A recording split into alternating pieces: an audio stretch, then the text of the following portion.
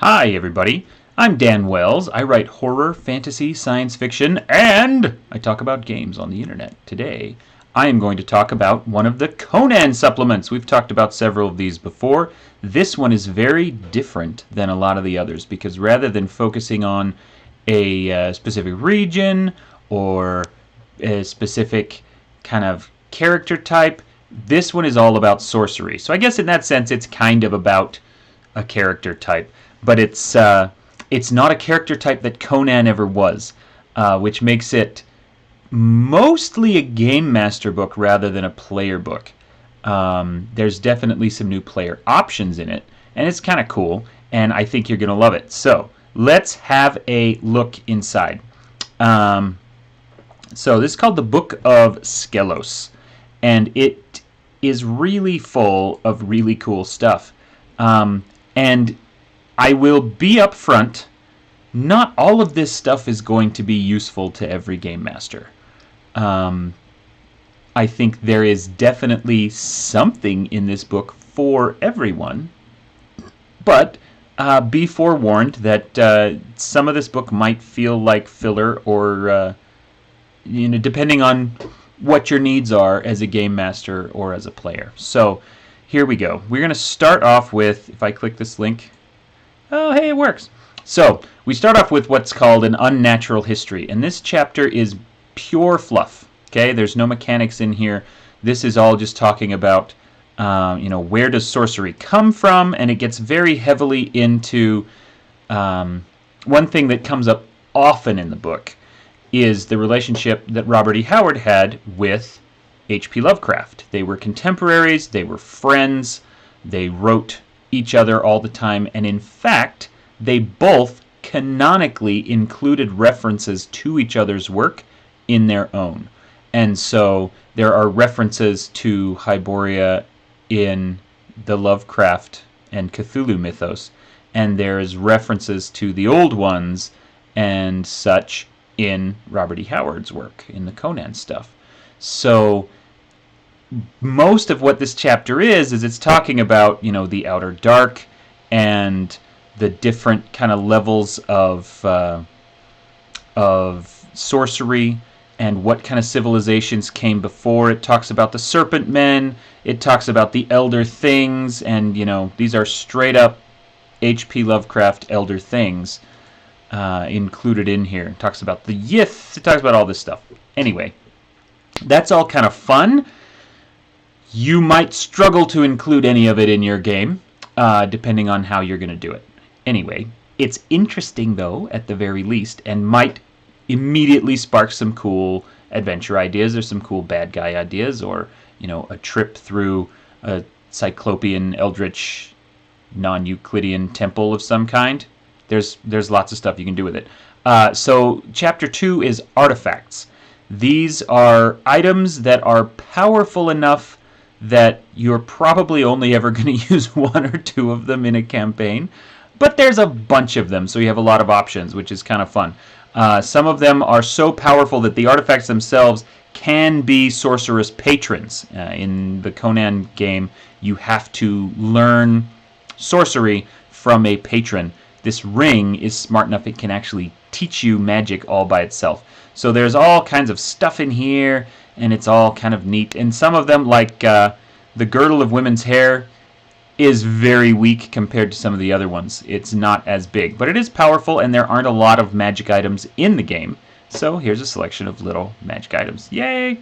Anyway, let's take a look now at Chapter 3, which is Kingdoms of Dream and Nightmare. This gets a lot deeper into that connection to the Cthulhu mythos. And I don't know if it actually, it name drops Cthulhu several times, but I don't think it actually intends for you to include Cthulhu as a bad guy. One thing that is a little frustrating about this book is that it mentions the Elder Things and the Yith and people like that, and then it says, for full stats, look at Horrors of the Hyborian Age, which is a different book altogether. So it talks about them in here, but if you want to include them, you're going to need a different book. Anyway, this one goes through, basically Dream and Nightmare are different worlds that you can visit, and here's some discussion of how that happens. There aren't really rules regarding those worlds because there doesn't need to be, right? You just, as a game master, say, oh, well, here's a portal, or you get there through your dreams while you're asleep. And there's things like that. There's no specific mechanics set up to say this is how you go and how long you can be there and blah, blah, blah. So it's, again, mostly just ideas. You read this chapter and you'll either go, yeah, this sounds awesome, I absolutely want to do this, or you'll say, no, not for me. Either way, it is fascinating reading, regardless, especially if you, like me, are fans of the work of Robert E. Howard and of H.P. Lovecraft. Anyway, let's go look at the next chapter, which is Sorcery in the Mortal Kingdoms, and this is where it really kind of buckles down to the kind of stuff you assumed would be in the book when you bought it, right? It actually goes through not every single kingdom in Hyboria, but a lot of them. And so, for example, here, when it talks about the barbarian lands, it goes into Samaria and talks about, what are sorcerers like in Samaria, what do they do, what's their relationship to the Outer Dark, and then it does the same thing for Nordheim, it does the same thing for Hyperborea. Then it gets into the Black Kingdoms, which are kind of the jungle kingdoms down there, the civilized lands, and so kind of bit by bit, piece by piece, it's telling you if your character or your villain, your non-player character, whoever it is, if they come from X part of the world, then their attitudes about sorcery are going to be kind of sort of like this. And their, the way they interact with things are going to be different. And I think it's really neat. Talks about Turan, talks about Kitai, talks about everything. So hooray for that. That's all really fun stuff. Now, this chapter, Sorcerers and Their Followers, mostly gives rules for cabals and how cabals work. And this is where we need to talk about one of my hang-ups with the 2d20 system. I love this system. I play this system a lot, and I think it works really well. But when I first started playing 2d20, it actually took me a long time to kind of get my head around it. And the idea that there are resources the game master has to use or collect or spend in order to accomplish certain things in their story. That idea was completely foreign to me when I started playing 2d20 games, because if I'm going to tell a story, I'm just going to tell the story that I want to tell, right? And if that requires there to be X number of bad guys in a certain place, or if those bad guys need to have Y different kinds of powers, then they do, because I'm the game master, and that's how role-playing games work, right? And so it took me a while to figure out the purpose of threat. Threat is the game master resource, the kind of evil momentum. Players can generate momentum through their rolls and use that to accomplish cool extra things. Game masters generate threat either through their own work or because the players are taking risks, and then they can use threat to do stuff. And yes, it does feel like it violates that principle of the game master can do anything they want. But what it's also doing is building a system which allows the players to risk something, right?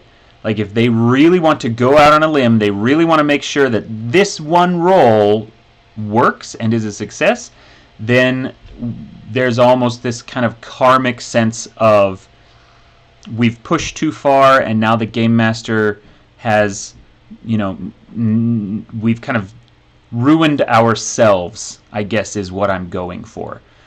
We've given the game master more tools and more resources to hit us back because we as the players have pushed too far. And so once I realized that, and once I realized the value that threat can have as a mounting resource, the players can watch that pile of threat build up and be like, oh crap, he's got so much threat now. the next monster we face is just going to absolutely demolish us. Or we think things are going well, but then he's going to spend all that threat and bring in reinforcements, and we're all going to die. And so that kind of sense of mounting dread and inculcating players in that mounting dread is what makes threat work. And it took me a while to figure that out. And the reason that I'm talking about this entire thing is because this chapter about the Cabals has triggered that whole conversation, my inner monologue, all over again, in which I'm trying to figure out the value of this. So, for example, it goes through sorceress cabals, and it gives very specific rules. A cabal is basically a group. This is something that a sorcerer or a group of sorcerers manages. And for the most part, this is intended to be villain groups or NPC groups, although your characters can start their own cabal, especially if you're doing a very sorcery-focused campaign. They can have their own cabal in which they're trying to put together certain things and do certain things. And so, it has specific, there are the three regions, might, sorcery, and influence, in which a cabal can be powerful. And cabals have their own attributes. Cabals can take actions. Cabals have, rather than talents, they have what's called boons. And there's boons in all three of those areas. Strongholds are a separate type of boon. And then every turn, quote-unquote turn, a cabal will generate an amount of power and then can spend that power to create new boons or to activate things or to upkeep existing boons and things like that. So you can see, for example, here, the might boons. This is half the chart. The other half is on the other page. These are boons that are related to the concept of might, that you have force, physical force, helping your cabal. And so, for example, right up here, Cabal Thugs. It's a level 1 boon. It costs you 2 of your power. There is no upkeep for it. And here's what they can do. They can attack, and they can cause damage, and blah, blah, blah. And there's others, and some of them get really huge and impressive. This one costs 2. Down here we have some that cost 5. We get onto the next page. Here's one that costs 10. Here's one that costs 14. You have an entire army backing you up. This is a neat system, but first of all, if you don't have the players, if the players don't have their own cabal, then I don't see how this system is helpful. And maybe it is, and the reason I told that whole story about threat is that maybe there's a really good reason that all of these systems work.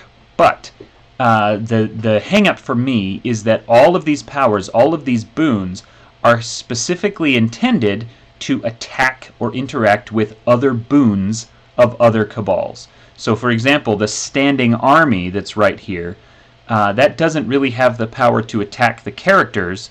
It has the power to attack the boon of a different cabal. So if you want to, invade or destroy or stamp out a rival sorceress cabal, you can use your standing army to do that. If the players don't have a cabal, then all of these numbers kind of suddenly don't mean anything, which is very weird.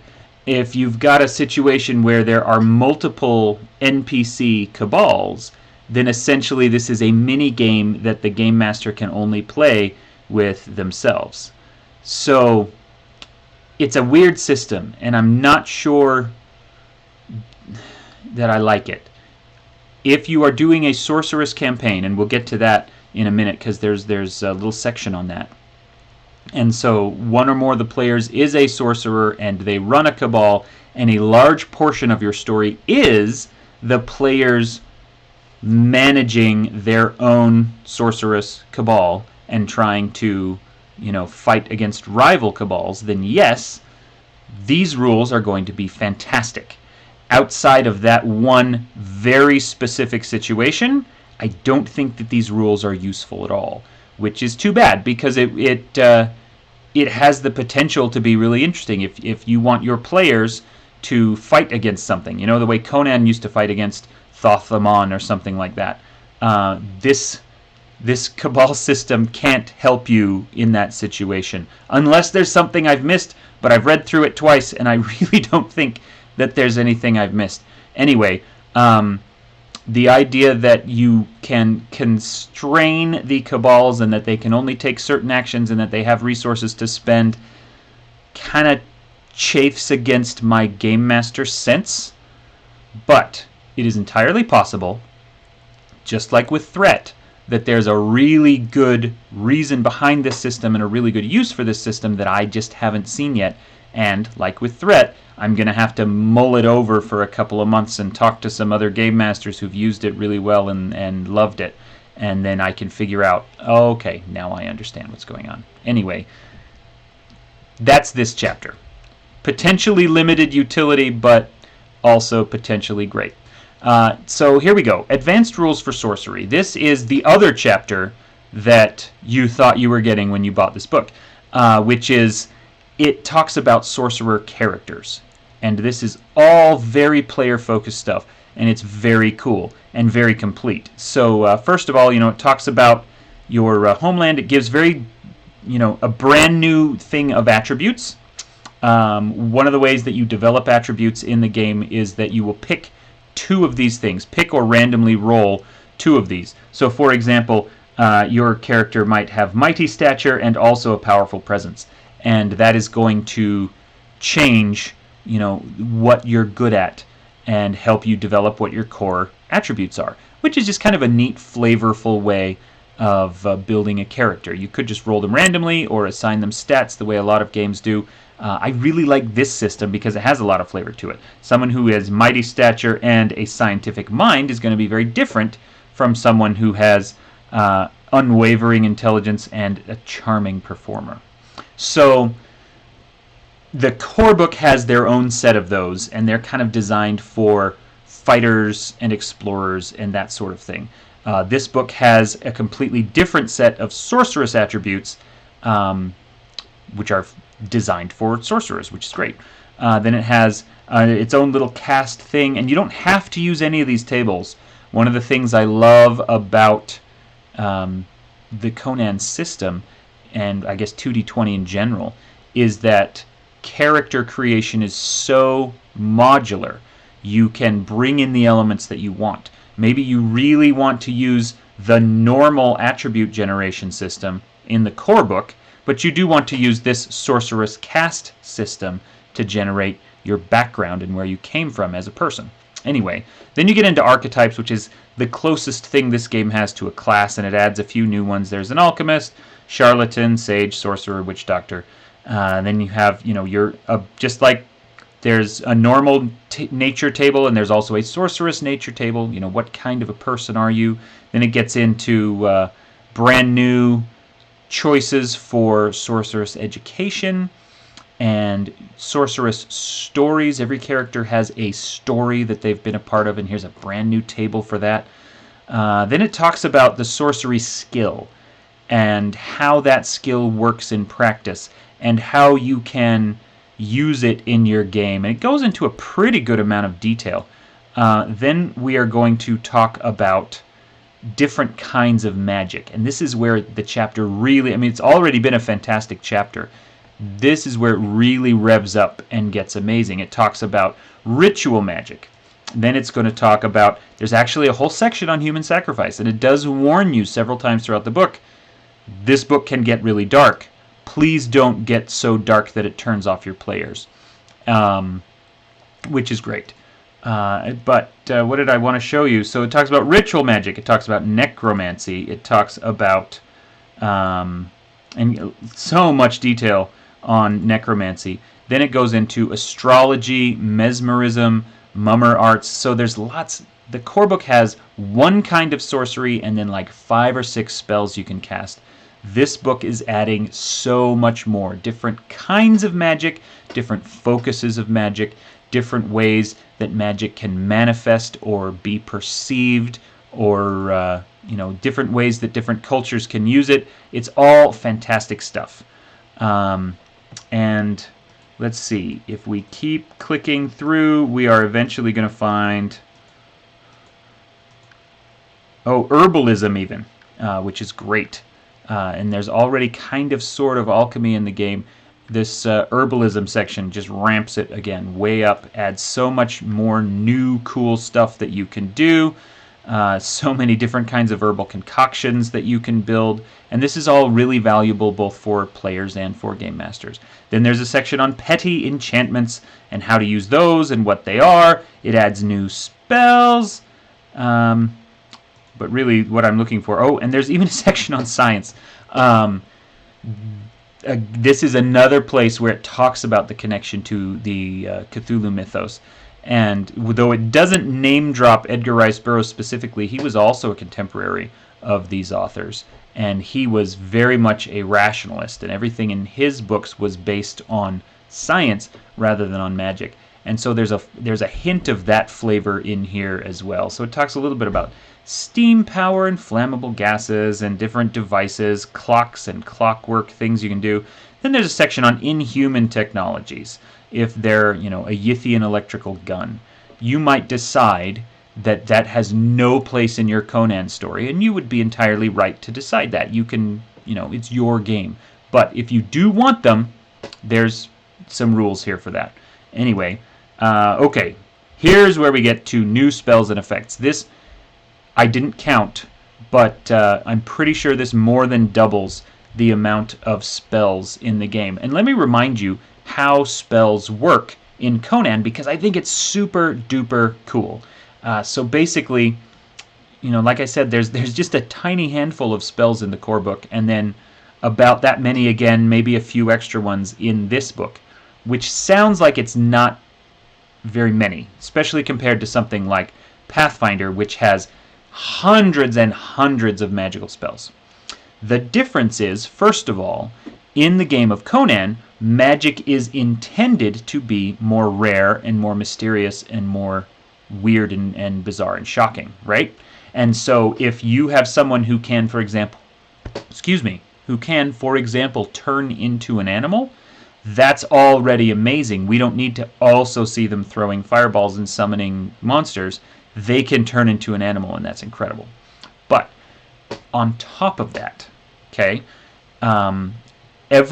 so you use their momentum system to basically craft your own spell.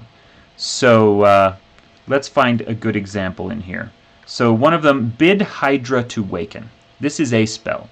And at first level, your sorceress character is only going to have one spell. So if they choose Bid Hydra to Waken, that basically you can summon sea monsters and you can control the weather and things like that. And so you've got, boink, this whole thing of momentum spends. So the basic spell does one thing, but then you can sculpt that spell into a variety of other spells by adding momentum for different things. So for example, if you just want a storm, then you can add Awaken the Tempest. That costs one extra momentum, and then all of a sudden your one spell you can do is summoning this huge storm, right? If you want to do different things like that, and I don't think Bid Hydra to Awaken actually does summon sea monsters.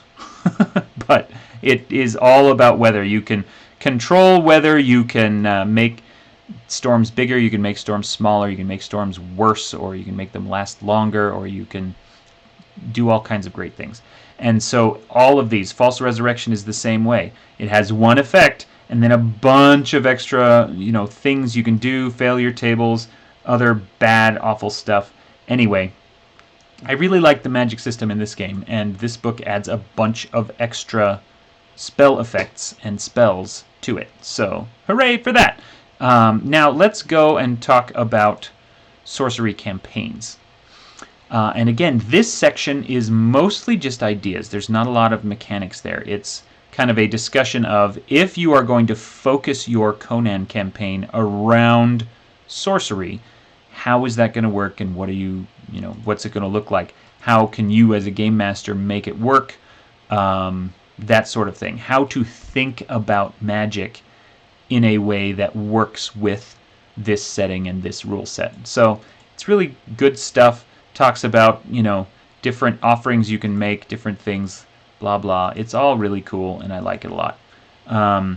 Now, let's talk about grand workings. So this is in the Sorcery Campaigns section, because even though they look like new spells, these are so insanely powerful that they are essentially going to be the focus of a campaign in order to use them. So, for example, here's one of them that I thought was really interesting. So, Raising the Unnatural Horde. This is a spell. Okay? This is just one spell that you can do. And then if you spend one momentum, you can transform up to 1,000 people into demonic creatures for a month. That's the kind of huge spell we're talking about. And so you need to realize that these are not just spells that players can start with. And these maybe are not spells players should ever have access to. These are the kinds of things that your supervillains will spend a few adventures building toward, and then finally they'll, get the spell and they'll learn it, and then they'll spend a few more adventures kind of creating the right environment in which to cast the spell. And then the spell gets cast, and it's this huge climax to your storyline. So, for example, each one of these grand working spells includes a... sorry, the sun is coming in and I'm getting sunspots across my face from the blinds. Each one of these includes a section called Locating the Spell. And this one says, the Demon Lord Amut knows this spell, and any who can successfully bribe or threaten him can gain both knowledge of this spell and the components necessary to cast it once. So, you have to bribe or threaten a demon lord just to cast this spell one time. Okay? So, this again is more about adventure ideas than it is about anything else, about player options or things like that. Similar to my feelings about the Cabal rules, I am not entirely certain why these spells, these grand workings, I don't know why they're crafted as spells, because they feel like the kinds of things, again, that are more story elements than they are mechanical elements. If you want a sorcerer who can transform 1,000 people into demonic beings, and then the player characters are going to have to race to stop him and or deal with the aftermath and find a way to transform them back or something like that, I feel like that, I don't know if, turning this into momentum spends or threat spends or whatever is the way to go. You just kind of want your villain to be able to do whatever you need in order to make the story awesome. But that's the whole tension of my love for this game, is it keeps demanding specificity from the GM in a way that I'm not accustomed to. Anyway, these spells are all great. They're all very cool adventure and campaign ideas. You could be chasing a sorcerer who's trying to do something, and then at some point the player characters realize, oh wait, he's trying to summon a demon. Why? Is he going to ask the demon to kill someone? Is he going to ask a special pact? And then it turns out, no, he's just trying to bribe him for this spell. Oh no, now he's got all the components to this spell. What's he going to do? What does the spell do? How do we figure it out? So there's, adventures, many sessions all in a row can be focused on just this one spell and the process of a sorcerer villain trying to cast it.